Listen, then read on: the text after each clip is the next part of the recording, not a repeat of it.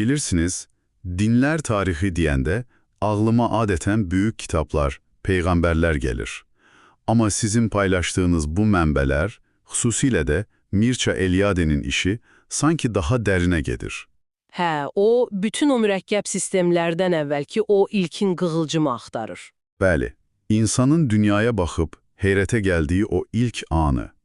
Bugün sizinle məhz o qığılcımın ne olduğunu anlamaya çalışacağıq. Yani adi bir daş nece olur ki birdenbire bütün kainata açılan bir pencereye çevrilir? Çox gözəl başlanğıcdır. Çünki Eliade üçün din məhz o pəncərəni tapmaqla başlayır. O dinin nə olduğunu tərif etməyə çalışmır. Sadəcə soluşur. Bu təcrübənin özü nədir? İnsan özünden kenarda daha büyük bir şeyle karşılaşanda ne hissedir? Tam olaraq. Və onun bütün yanaşması iki təməl anlayış üzərində qurulub. Müqəddəs olan, yəni kutsal və gündəlik, adi olan, yəni kutsal olmayan. Deməli, o əslində dünyanı iki yere bölür. Bir tərəfdə səhər durub işe getdiyimiz, yemək yediğimiz sıradan dünya var. Prozaik bir dünya. Digər tərəfdə isə, necə deyim, mənayla, güclə dolu olan, sanki daha real hiss edilen başka bir aləm. Bu biraz sadəlöv səslənmir ki. İlk baxışda elə görünə bilər. Amma Eliade üçün bu sadəcə təsnifat deyil, iki fərqli var oluş tərzidir.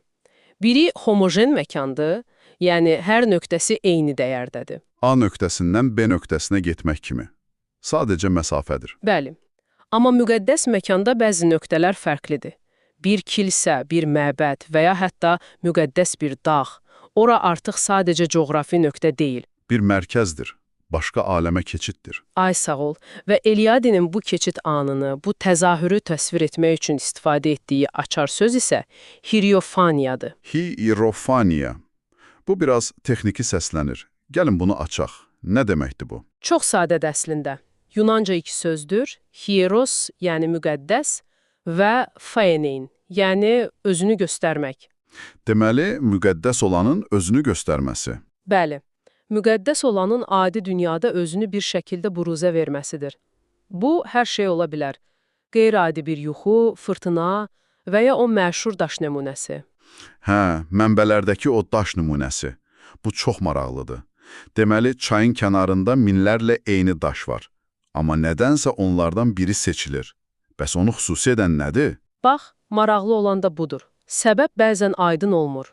Bəlkə qeyri-adi forması var, bəlkə birinin yuxusuna girib. Səbəb ikinci dərəcəlidir. Əsas odur ki, o andan etibarən statusu dəyişir. Tamamilə. O artıq ətrafındakı digər milyonlarla daş kimi deyil. O hələ də daşdır, ağırdır, sərtdir, amma artıq sadəcə daş deyil. O başqa bir şeyə çevrilib. Bir dəqiqə, bu mənim üçün tam aydın deyil. Deməli, daş həm adi bir çay daşıdır, həm də eyni zamanda fövqəladə bir şeydir. Bu necə olur? Bu məntiqi deyil axı. Bax, siz əslində Eliade'nin hierofaniyanın dialektikası dediyi şeyin tam mərkəzinə toxundunuz. Məhz bu paradoks din təcrübəsinin ürəyidir. Yəni, obyekt eyni anda iki dünyada yaşayır. Bəli, o daş eyni anda həm bu dünyaya aiddir fiziki, adi bir obyekt kimi, həm də tamamilə fərqli bir reallığı təmsil edir. O, bu dünyadakı varlığıyla başqa bir dünyanı buraya gətirir. Bir səfərlik kimi. Gözəl bənzətmədir. O, adi məkanda müqəddəsliyin bir adasıdır və bu paradoksal quruluş Eliade'yə görə ən sadə daş kultundan ən mürəkkəblərinə qədər hər yerdə var. Anladım. Deməli, müqəddəs dediyimiz şey həmişə belə bir paradoksla ortaya çıxır. Yaxşı, bu müqəddəslik mənim təsəvvürümdə həmişə müsbət, işıqlı bir şey olub. Mələklər, dualar, mənəvi rahatlıq. Əci, amma mənbələri oxuyanda başa düşdüm ki, bu hekayənin yalnız bir tərəfidir. Eliade'yə görə müqəddəs olan həm də qorxulu, təhlükəli ola bilər. Bu necə olur? Məhz elədir. Müasir insan üçün bunu anlamaq çətindir. Çünki biz müqəddəs və yaxşı sözlərini sinonim kimi işlədirik. Amma arxaik düşüncədə müqəddəslik ambivalentdir. Yəni, ikili təbiətə malikdir. Bəli, o həm cəlbedicidir, həm də qorxuducudur.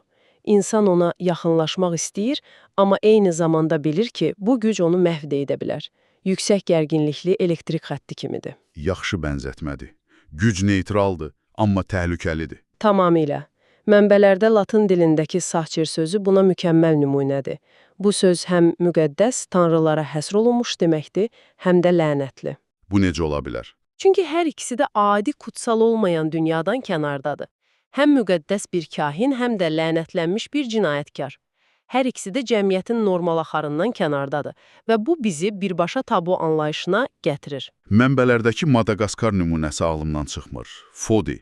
Deməli, missionerlər adaya ilk dəfə at və ya dovşan gətirəndə, yerli əhali bu heyvanları dərhal Fodi elan etdi. Niyə?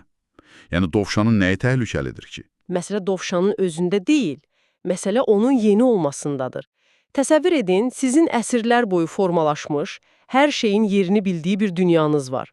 Və birdən bu dünyaya tamamilə yad bir varlıq daxil olur. Sənin kateqoriyalarına sığmır. Düzdür. O naməlumdur və naməlum olan hər şey özündə naməlum bir güc daşıyır. Yaxşı da ola bilər, pis də. Amma hər halda o sizin dünyanızın nizamını poza bilər. Ona görə də onu təhlükəli müqəddəs elan edirsən. Eliade buna kratofaniya deyir. Kratofaniya, yəni çılpaq xam gücün təzahürü. Bəli.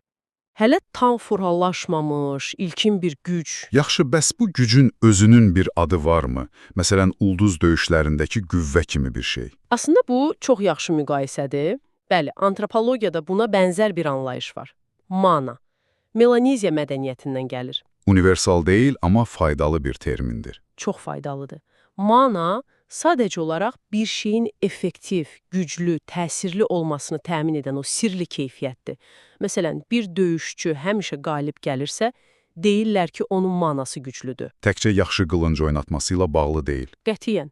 Və ya bir torpaq sahəsi həmişə bol məhsul verirsə, bu o torpaqda mana olması ilə əlaqələndirilir. Hətta bir balıq toru belə. Maraqlıdır. Deməli, mana bir şeyin işləməsini təmin edən o əlavə, görünməz keyfiyyətdir. Amma mənbələr burada vacib bir tənqidə toxunur. Bəzi ilk antropoloqlar mananı qeyri-şəxsi bir enerji axını kimi görüblər. Eliade isə buna qarşı çıxır, elə deyilmi? Bəli, bu çox vacib bir fərqdir. Eliade göstərir ki, mana heç vaxt boşluqda, anonim şəkildə mövcud deyil. O həmişə bir mənbəyə bağlıdır. Yəni o döyüşçünün manası əslində onun amulet kimi daşıdığı daşda yaşayan bir əcdad ruhundan gəlir. O məhsuldar torpağının manası bir təbiət ruhu ilə əlaqəlidir. Deməli, mana qeyri-şəxsi bir elektrik cərəyanı deyil, o həmişə kiminsə gücüdür. Ay sağ ol. Gücün arxasında həmişə şəxsi bir iradə, bir varlıq dayanır. Bu da onu sadəcə seyr anlayışından fərqləndirir. Aydındır. Beləliklə, əlimizdə nə var? Müqəddəs daşlar, təhlükəli dovşanlar və əcdad ruhlarından güc alan döyüşçülər. Yaxşı, bəs sonra nə olur? Mədəniyyətlər inkişaf etdikcə, tək yaradan tanrı kimi daha mürəkkəb inanclar yarananda, bu köhnə inanclara nə baş verir? Onları sadəcə atırlar? Heç də yox. Və bu, bəlkə də Eliade'nin ən maraqlı ideallarından biridir. Yenidən dəyərləndirmə konsepsiyası. Yəni, köhnə inanclar yox olmur? Yox, olmur. Onlar daha yüksək bir dini sistem tərəfindən udulur və yeni bir məna ilə zənginləşdirilir. Bir növ mədəni təkrar emal kimidir. Buna bir nümunə verə bilərsinizmi? Bu, reallıqda necə baş verir? Əlbəttə.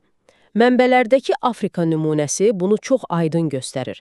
Məsələn, Konde xalqı arasında Kiala adlı bir uca varlıq, göy tanrısı inancı var. Bu, kifayət qədər mürəkkəb bir konsepsiyadır.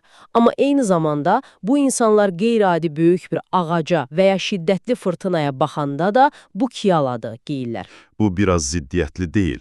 Həm hər yerdə olan, görünməz bir tanrı var, həm də konkret bir ağacın özü tanrıdır. Bax, yenidən dəyərləndirmə məhz budur. Əvvəllər, bəlkə də 100 illər öncə, o nəhəng ağac sadəcə bir kratofoniya idi. Sadəcə qeyri-adi bir gücün təzahürü. Yəni, onun böyüklüyünə ehtiram göstərdilər. Bəli, amma Kelan inancı inkişaf etdikdən sonra, həmin ağac artıq sadəcə naməlum bir gücün daşıyıcısı deyil.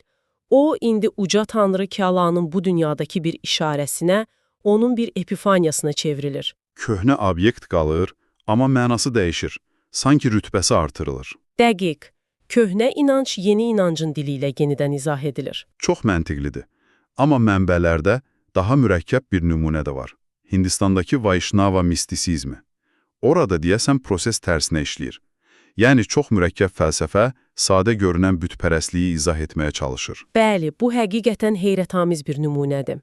Vaşnavizmdə uca tanrı Vişnu sonsuz və dərk edilməzdir. Amma milyonlarla insan məbədlərdə onun heykəllərinə pərəstiş edir. Filozof üçün bu problemdir. Sonsuz olanı sonlu bir obyektə necə sıxışdırmaq olar? Onlar da bu xalq inanclarını rədd etməyə əvəzinə onlara dərin bir teoloji izah getirirlər. Bu obyektləri arka adlandırırlar, yəni ehtiram obyekti. Bəs izah nədir? Uca tanrı niyə bir daş parçasında təzahür etsin ki? İzah ilahi mərhəmət və sevgi üzərində qurulub. Lakasariya kimi bir ilahiyyatçı deyir ki, Vişnu o qədər ucadır ki, adi insan onu dərk edə bilməz. Buna görə də o insanlığa olan sevgisindən özünü kiçildir, insanların ona toxuna biləcəyi, görə biləcəyi sadə formalarda təzahür edir. Bu da bir paradoksdur. Tamamilə. Hər şeyi bilən, sanki biliksiz kimi görünür. Sonsuz olan, sonlu bir obyektdə özünü göstərir. Və bir də baxırıq ki, hara gəlib çıxdıq. Yenə o ilk daşın paradoksuna. Bəli, hierofaniyanın təməl dialektikasına. O ilahiyyatçının etdiyi şey əslində istənilən hierofaniyanın paradoksunu çox yüksək bir fəlsəfi dilə çevirməkdir. Struktur eynidir. İlyade üçün ibtidai insanın müqəddəs daşa pərəstişi ilə xristianlıqdakı təcəssüm anlayışı arasında struktur baxımından heç bir fərq yoxdur. Deməli, əgər düz başa düşürəmsə, sizin üçün bu mənbələrdən çıxan əsas nəticə budur. Eliadeyə görə din konkret inanclar siyahısı deyil. Din fundamental bir təcrübədir və ürəyində bir paradoks dayanır. Bizi aşan fövqəltəbii reallığın gündəlik adi dünyada özünü aşkar etməsi. Formalar dəyişir daş kultundan mürəkkəb teologiyaya, amma bu təməl quruluş, bu dialektika həmişə eyni qalır. Məhz belə. Və bu bizi son bir düşüncəyə gətirir. Mənbələrdə qeyd olunur ki, arxaik mədəniyyətlərdə yemək, işləmək, hətta cinsi əlaqə kimi ən adi fəaliyyətlər belə sadəcə fiziki aktlar değildi. Onlar bir rituala çevrilirdi. Dəqiq. Bu fəaliyyətləri yerinə yetirməklə insan əslində zamanın əvvəlində bir tanrı və ya əcdad tərəfindən edilmiş ilk hərəkəti təkrarlayırdı.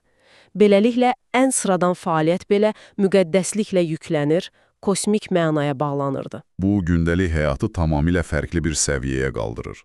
Hər addımın bir mənası olur. Bəli. Və sizi son bir provokativ düşüncə ilə baş-başa buraxmaq istərdim. Sizin üçün son sual budur. Bizim müasir, əsasən dünyəvi həyatımızda bu qədim instinktin qalıqları hələ də mövcuddurmu? Yəni, bizim də rituala çevirdiyimiz qeyri-dini vərdişlərimiz varmı? Bəli. Hər həftə sonu ailə ilə yeyilən şam yeməyi, ad günü tortunun şamlarını üfürmək, sevimli komandanın oyunundan əvvəl həmişə eyni köynəyi geyinmək, bəlkə də bütün bunlar bizim də ən addi anlarımıza daha böyük bir məna qatmaq cəhdimizin müasir, dünyəvi əks-sədalarıdır.